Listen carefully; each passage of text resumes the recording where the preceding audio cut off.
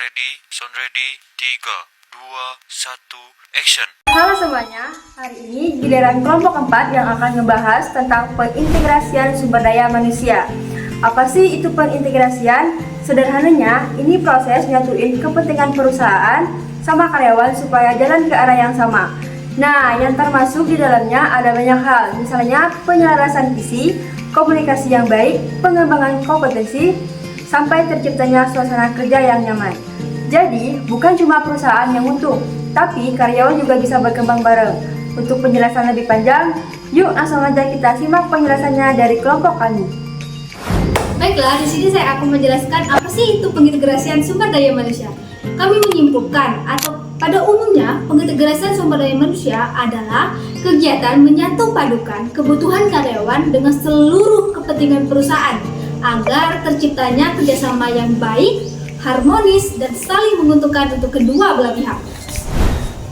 Tujuan utama dari pengintegrasian sumber daya manusia adalah tercapainya efektivitas di mana karyawan dan perusahaan dapat bergerak searah dalam mewujudkan visi, misi, serta target yang telah ditetapkan. Nah, hal itu dapat dijabarkan melalui 4 hal. Yang pertama, efisiensi operasional. Melalui pemanfaatan sistem manajemen informasi sumber daya manusia, perusahaan dapat mengurangi potensi terjadinya kesalahan data, mempercepat proses administrasi, serta mempermudah pengelolaan informasi karyawan. Yang kedua, meningkatkan kinerja karyawan. Integrasi antara manajemen talenta dengan teknologi mampu menciptakan lingkungan kerja yang mendukung kreativitas, profesionalisme, dan pengembangan potensi. Yang ketiga, menciptakan keharmonisan kerja. Organisasi yang mampu mengakomodasi kebutuhan karyawan, baik dari sisi kesejahteraan, kenyamanan kerja, maupun aspirasi pribadi, akan menumbuhkan rasa puas dan loyalitas. Dengan terciptanya keharmonisan ini, hubungan antara perusahaan dengan karyawan menjadi lebih positif, sehingga kerjasama dapat terjalin secara berkelanjutan. Yang keempat, adaptasi terhadap perubahan. Dalam era yang penuh dinamika, terutama dengan pesatnya perkembangan teknologi, organisasi dituntut untuk cepat menyesuaikan diri. Nah, pengintegrasian sumber daya manusia membantu perusahaan menjadi lebih fleksibel dalam menghadapi perubahan eksternal, baik yang bersifat teknologi, sosial, maupun ekonomi. Dengan demikian, perusahaan tidak hanya mampu bertahan, tetapi juga berkembang di tengah persaingan. Selanjutnya, di sini saya akan menjelaskan prinsip-prinsip dasar pengintegrasian sumber daya manusia. Yang pertama, keterkaitan strategis. Nah, integrasi sumber daya manusia harus berjalan dengan visi, misi, serta strategi jangka panjang organisasi. Artinya, setiap kebijakan maupun program pengelolaan sumber daya manusia tidak berdiri sendiri, melainkan mendukung arah perkembangan perusahaan agar tujuan besar dapat tercapai secara konsisten. Yang kedua, keterbukaan dan partisipasi. Nah, melibatkan karyawan dalam proses pengambilan keputusan akan menumbuhkan rasa memiliki terhadap organisasi. Dengan adanya partisipasi ini, karyawan merasa dihargai sehingga loyalitas meningkatkan, mereka lebih termotivasi untuk memberikan kontribusi terbaik. Yang ketiga, pengembangan kompetensi berkelanjutan. Pelatihan dan pengembangan menjadi elemen penting dalam integrasi sumber daya manusia. Melalui program yang berkesinambungan, karyawan dapat meningkatkan keterampilan dan pengetahuan sehingga mampu menghadapi berbagai tantangan serta perubahan di dunia kerja. Yang keempat, pemanfaatan teknologi. Sistem informasi sumber daya manusia menjadi instrumen utama dalam integrasi modern. Teknologi ini mempermudah perusahaan dalam pengelolaan data, mempercepat administrasi, serta memberikan informasi yang akurat untuk mendukung pengambilan keputusan strategis. Nah, yang terakhir atau yang kelima, fleksibilitas. Organisasi harus memiliki kemampuan menyesuaikan kebijakan dan strategi sumber daya manusia dengan perubahan lingkungan bisnis yang dinamis.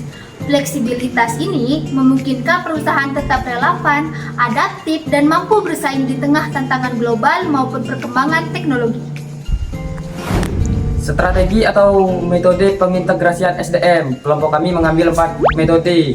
Yang pertama, implementasi HRMIS. Penerapan HRMIS membantu perusahaan meningkatkan kecepatan sekaligus akurasi dalam pengelolaan data SDM. Dengan sistem ini, administrasi lebih efisien, minim kesalahan, dan mendukung pengembalian.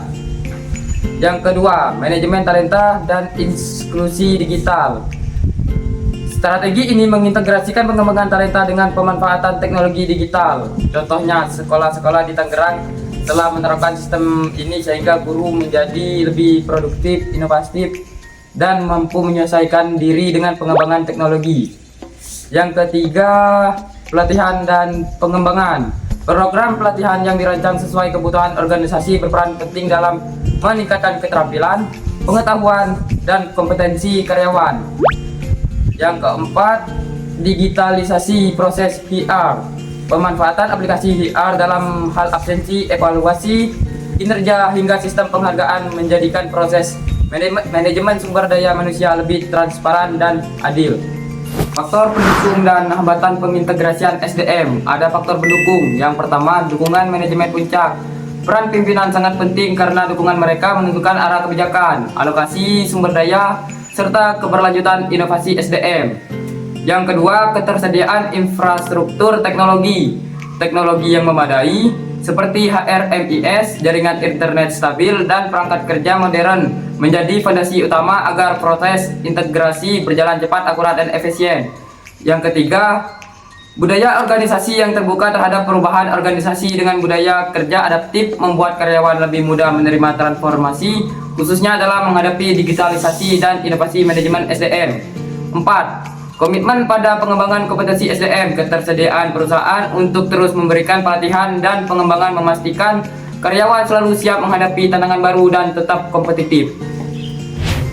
Dan ada juga faktor penghambatnya, yaitu yang pertama, resistensi karyawan terhadap perubahan teknologi. Penolakan sering muncul karena karyawan merasa tidak siap, takut kehilangan kenyamanan, atau kurang memahami manfaat teknologi baru.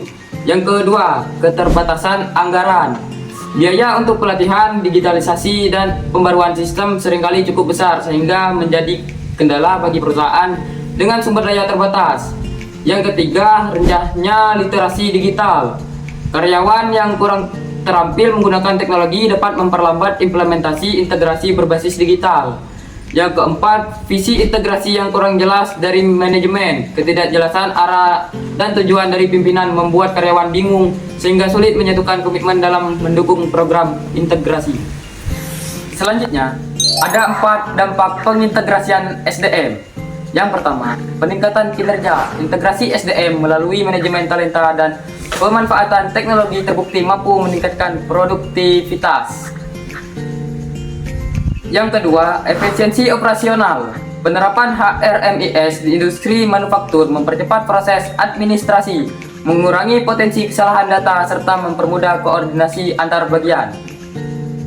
Yang ketiga, kapabilitas organisasi meningkat. Program pelatihan dan pengembangan yang dirancang secara terintegrasi memperkuat kapasitas organisasi dalam menghadapi tantangan baru. Dengan SDM yang kompeten dan terlatih, organisasi lebih siap menghadapi perubahan, baik dari sisi teknologi pasar maupun persaingan. Yang keempat, budaya kerja modern. Integrasi SDM juga mendorong terbentuknya budaya kerja yang lebih adaptif, kolaboratif, serta terbuka terhadap teknologi. Baiklah, setelah kita menyimak bersama apa itu pengintegrasian sumber daya manusia, dapat kita simpulkan bahwa pengintegrasian sumber daya manusia adalah proses menyatukan kepentingan perusahaan dan karyawan agar berjalan searah.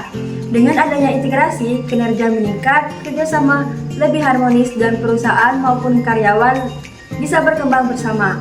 Meski ada tantangan, dukungan manajemen dan pemanfaatan teknologi membuat integrasi tetap berjalan efektif. Demikian penjelasan dari kelompok 4 mengenai pengintegrasian sumber daya manusia. Terima kasih sudah menyimak dan sampai jumpa di kesempatan berikutnya.